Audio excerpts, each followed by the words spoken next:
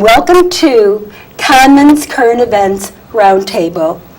I want to welcome, I have some wonderful guests today, and I just want to start by introducing my guests to you. However, we're going to be doing this in two segments. That means you're very lucky today, my viewers. You're going to get all these men twice in your living room, consecutive months. This is pretty good. So don't tell just make sure that you watch us. And I also want to mention that some of it may be a little dated because some of the situations may be resolved by the time we get to you and get to our subjects. But I think this is the viewpoint of our guests today. It doesn't mean that it's going to happen, but it's the viewpoint of these wonderful, wonderful people. And I'd like to introduce you to them. My first guest is Ron Montegna, and I want to welcome back Ron. Hi, Suzanne. I'm glad that you're here again. Thanks for having me. And he is the former marketing director of Montgomery Ward. And Irv, you've been on our show before. I have, and he's our attorney. And by the way, these are my two Democrats on my, this is my right, but it'll be your left, right? My viewer's left. And we have two new guests today. And my one guest next to me is Iewin Rosen, who is an attorney. And then I have Alan Minoff. Hello, welcome, Alan. And he is the former executive corporate strategy and mergers and acquisitions person. So we'll give Bain Capital a little run for its money. So I'm looking forward to it all. And I just want to do a little of my opening, which is you hear it all the time. It was just politics. Or this place was so political. Or he really knows how to play the politics. What are they really saying, and how can you get into the game? And that is what our show is all about, the power of politics. Okay, guys, I'm going to start with a commentary that I just read from a Tampa Bay magazine by Dick Crippen. And he says, between the politicians, the commercials, for their campaigns and their political commercials, I feel like I'm in the middle of a war and not an election. For the past few months, I feel like every time I turn on the television, people are yelling at me. So let's talk about people are yelling at you and all the attack ads that are being put on TV right now. And why did they do it? Do they work? Do they go against the politician? What is that all about? And I think I'll start with you, Ron, since you were former marketing director of Montgomery Ward. You may have some ideas, and then any of you can chime in and we could talk about it. Well, negative advertising has been around a while, more than a while. People hate it. When you ask people, do they like negative ads, or do they like ads at all, they'll certainly come down and say they hate the negative ads. Unfortunately, from a marketing perspective, the people that hate it respond to it. So it does get a reaction. And what it tends to do is raise the negatives against the person that it is directed at. It also raises the negatives on the person that's providing the commercial. So if we're talking about television commercials, both sides get hurt, but the intended message comes through. And so when people say, hey, I hate the message, they do hate it, but they respond to it as intended. So it tends to raise negatives on the person for whom it's directed against. But, I don't understand. Why would most people, when you see ads on television, it's like a commercial, it's a time you go for a break, or you leave your television set for some and then come back to see the program. What do you think about it? Well, I think that the reason that they're so contentious in this past several months, couple of years, is this election, although we've heard this about other elections, that this election, I think, is a choice for the American people to make two fundamentally different directions going forward, at least for the next 4 years. And because of that, on many issues, particularly domestic issues, there is really very little common ground. And we've seen that disparity in the Senate, in the House, and in the presidential election. And I think that leads to increasingly enthusiastic voices on both sides to try to make those differences clear between the two philosophies of the two candidates. You know, I was reading something, and it said one of the reasons John McCain lost was that he didn't get nasty enough against Obama and his ads. What do you feel about that, Irwin? Well, John McCain couldn't get nasty against President Obama at the time of that election, Suzanne, because President Obama was the first black presidential candidate at the time. Now, if you want to get nasty against the first black presidential candidate, you've got a problem, because then they're going to call you a racist. So it was very difficult at that time to say anything really negative, because his campaign would then turn around and say, you're being racist. Now in this campaign, which I think is a very important campaign, we'll see what the negatives are. We know, number one, that President Obama has to run, as far as I'm concerned, and I'm a little bit more conservative than some other people perhaps, he has to run on his record, okay? Which is, in my estimation, a difficult record to run on, because there aren't a lot of positives over there. When he came into office, he made a lot of promises, which he's having trouble fulfilling, both on the Democratic and the Republican sides. He said, I'm closing Guantanamo. Can't close Guantanamo. The Democrats don't like that. On the Republican side, he promised for everybody, we're going to lower unemployment by spending billions of dollars. So far, the unemployment now is over 8% since he's gotten in office. So he's got to run on his record at this point in time, and we'll see if you run on your record and you don't have a great record to run on, you're going to be talking about the negatives of your opponent, in my estimation, and I think that's what's going to happen. Irv, what do you think about this, and what do you think about what Irwin just said? Well, I have a different perspective of it. I have a historical perspective of it, and it goes back to the beginning of our country. Jefferson and Adams ran for president in the early 1800s, the 1801 election. That campaign was as dirty as any campaign in the history of the United States. As a matter of fact, as a result of that campaign, Jefferson didn't speak to Adams for many, many years until they were primarily elderly people and on their deathbed. I don't have a problem with negative campaigning. It's a part of American history. Also, promises are made in every election. I remember a guy by the name of Hoover saying, 2 chickens in every pot and a car in every garage.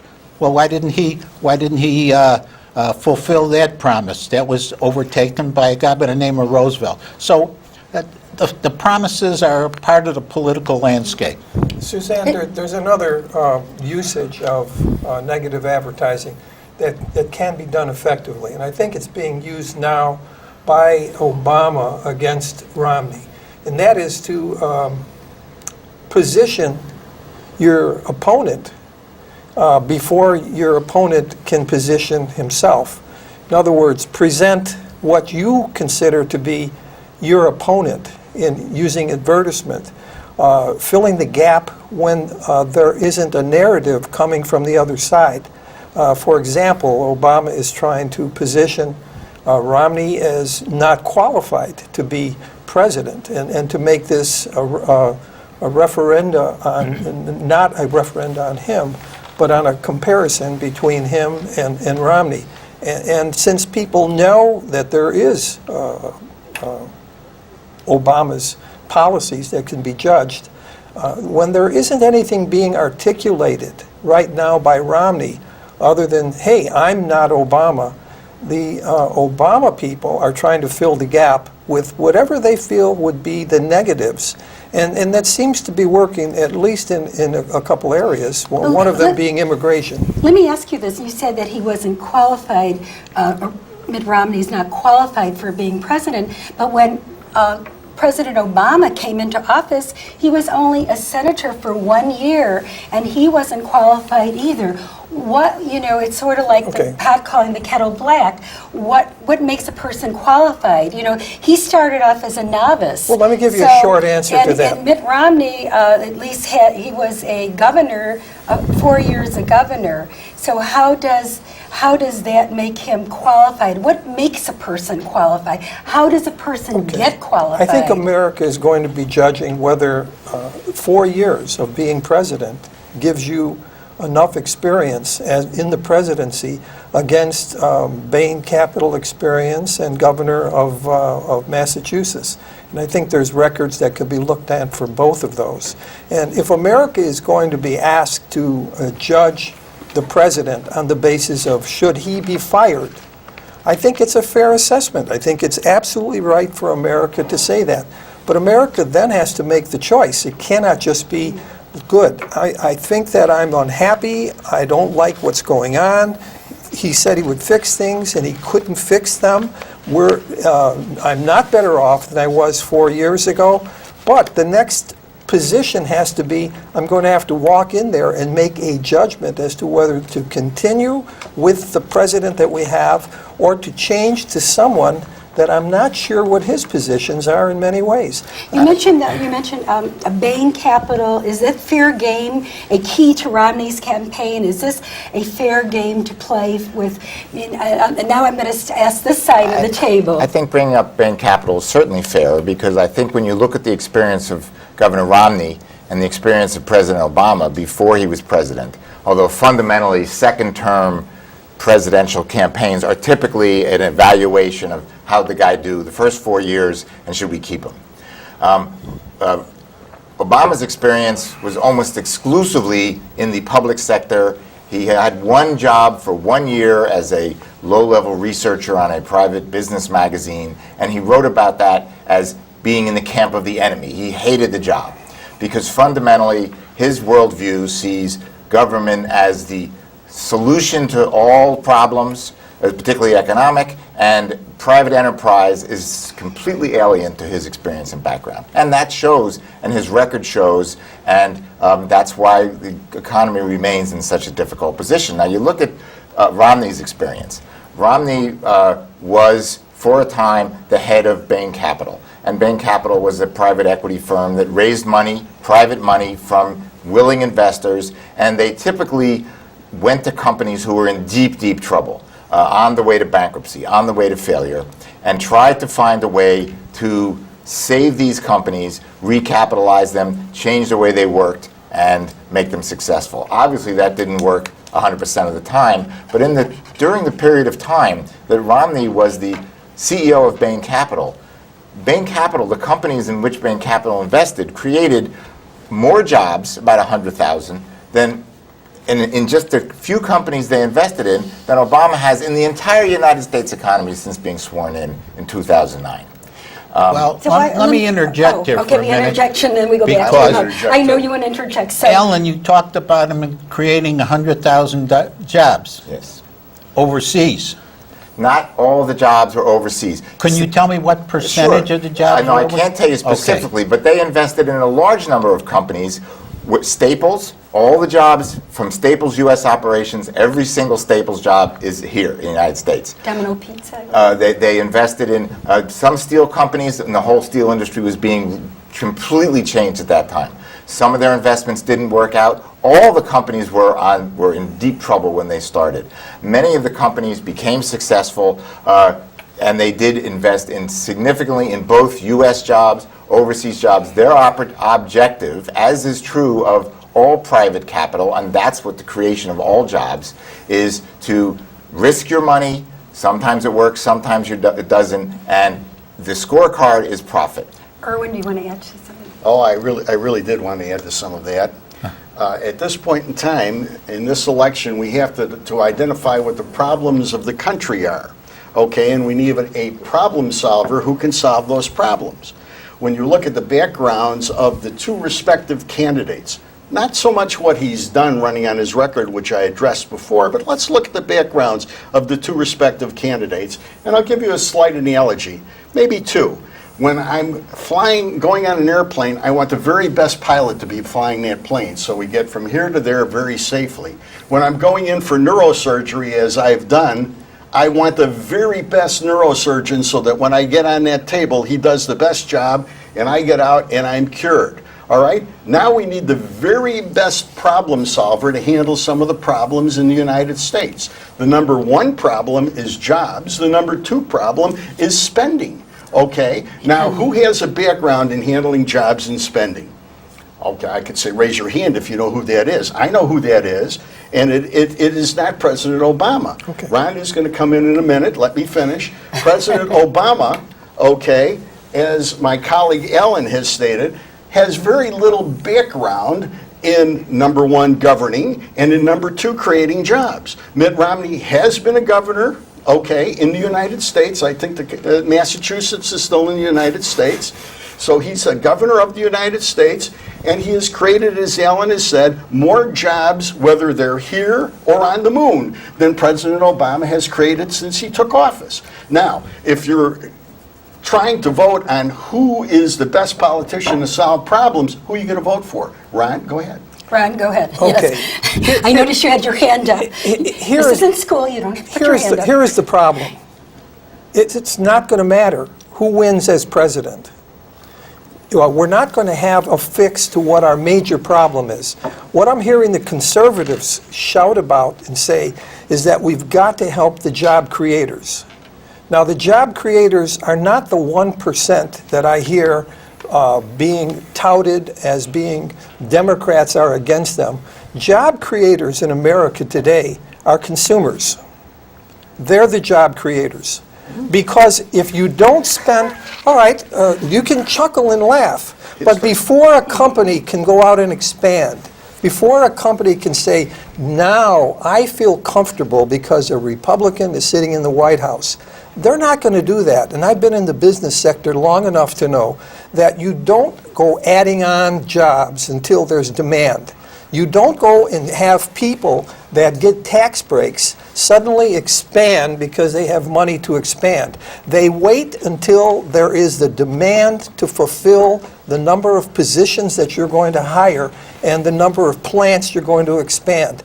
At this point, the greatest problem we have in America today is the Norquist Pledge that has forced the conservatives to not compromise.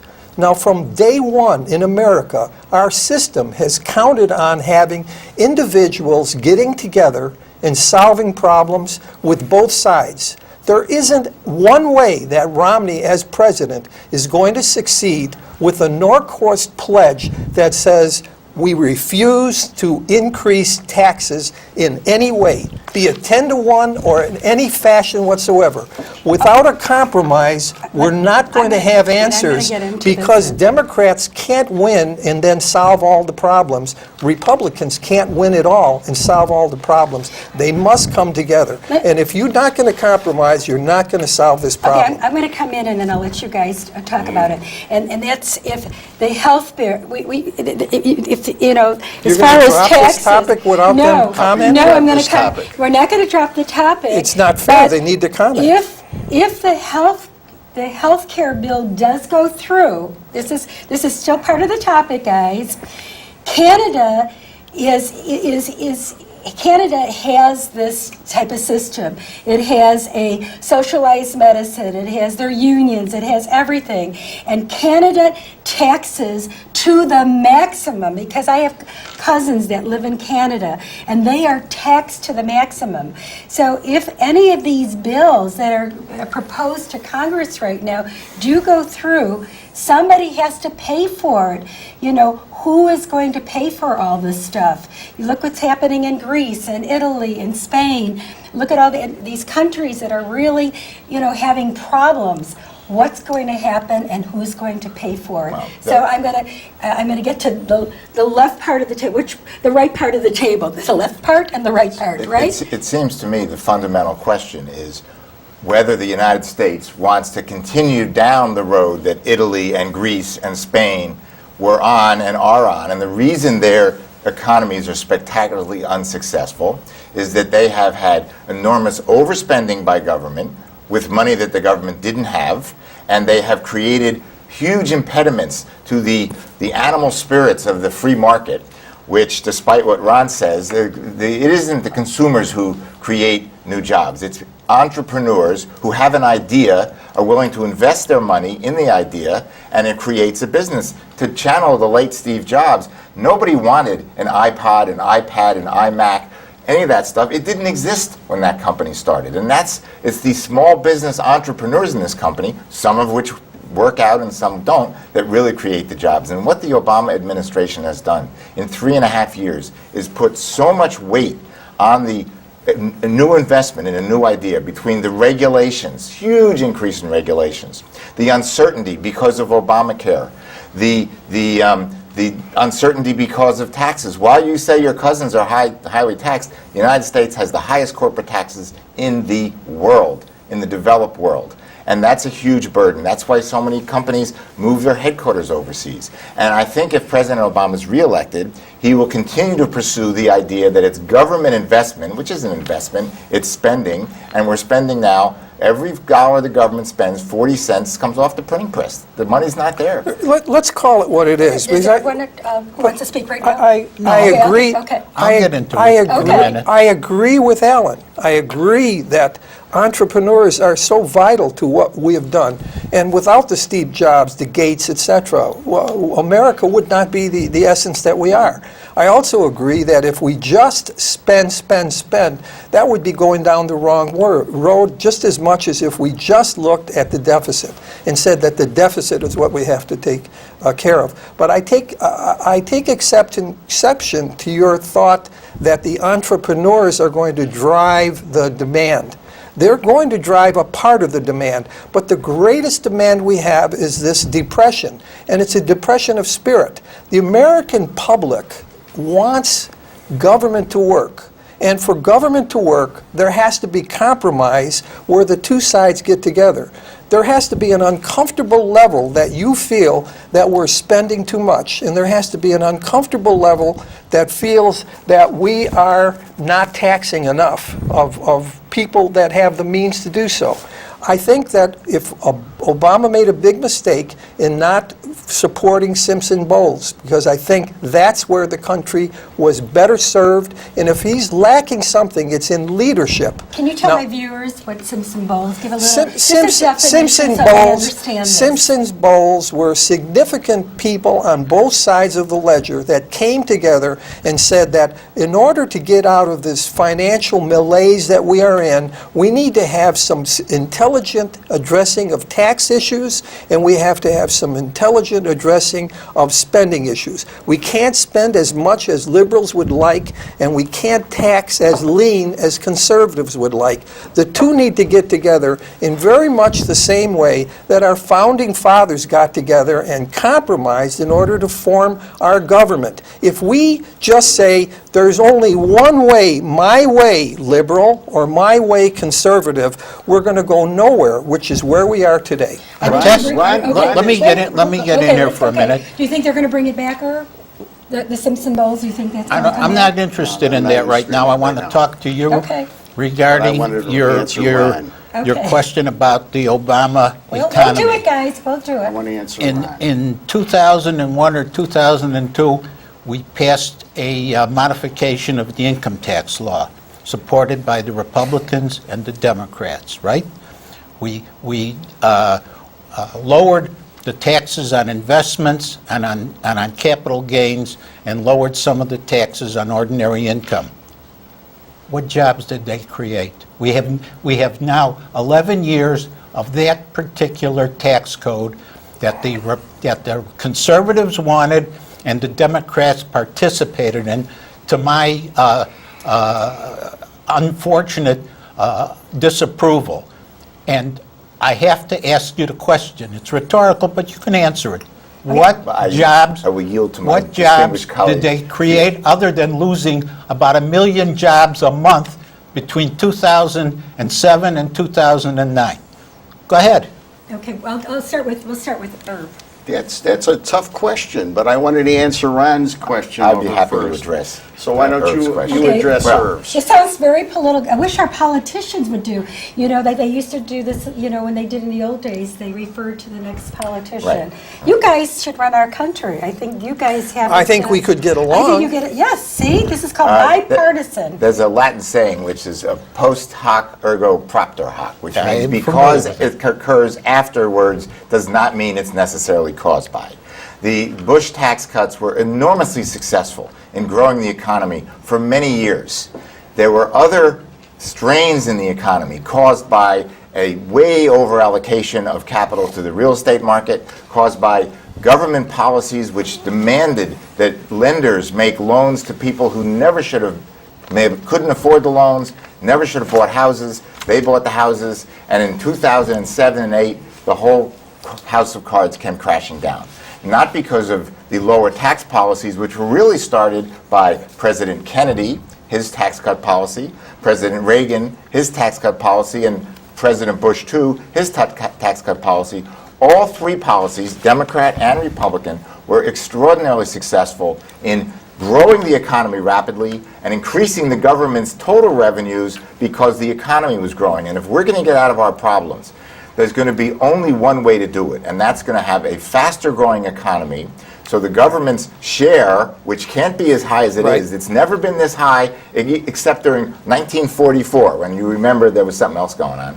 The government share could still be more money if the economy will grow quickly, and I think that's the fundamental choice we face. Okay, Irv, No, we I've got got to answer Irv's got Ron. the floor. Before I We got forget, Irv. I've Sure, got to go ahead, answer Irv. Ron. You know, we get- Irwin, I'm sorry. Irwin, we got No, an you can- Irv and we got an Irwin. Irwin. I've been Okay. referred to as Please- Irv also. Please That's don't mix fine. us up. That's cute. It's hard to do. You're Please, Irwin's taller turn. and far more handsome than I am.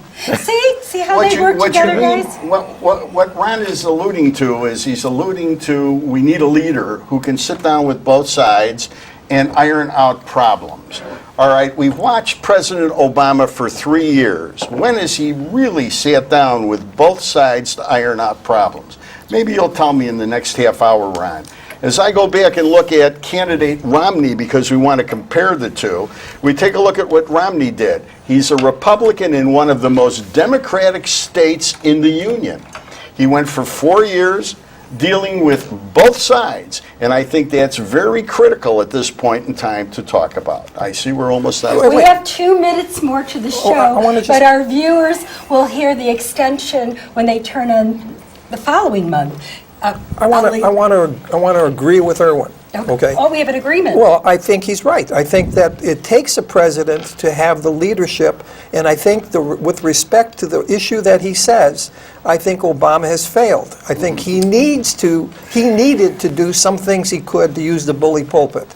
But I think it's the system, and it's also the parties, and it's also the Norquist pledge that will not allow Romney to break his pledge of more than 200 representatives and over 40 on the other side, the senators, that have made a pledge that said, under no circumstance will I raise taxes. Now, without doing that, you never get anywhere close to the Simpson-Bowles approach. So I think that the Norquist pledge has to be broken. And if Romney can do that and convince his people as president, I'd even vote for him, because it's more important than having... When you say raise taxes, it should be raised taxes on the upper 1%, No, 2%? with Should it be everybody. Everybody. That's Okay. right. It ought to be, we have to break the system that says it's my way or the highway. And right now, it's only the conservatives that are saying, I have made a signed pledge to not compromise. That's wrong.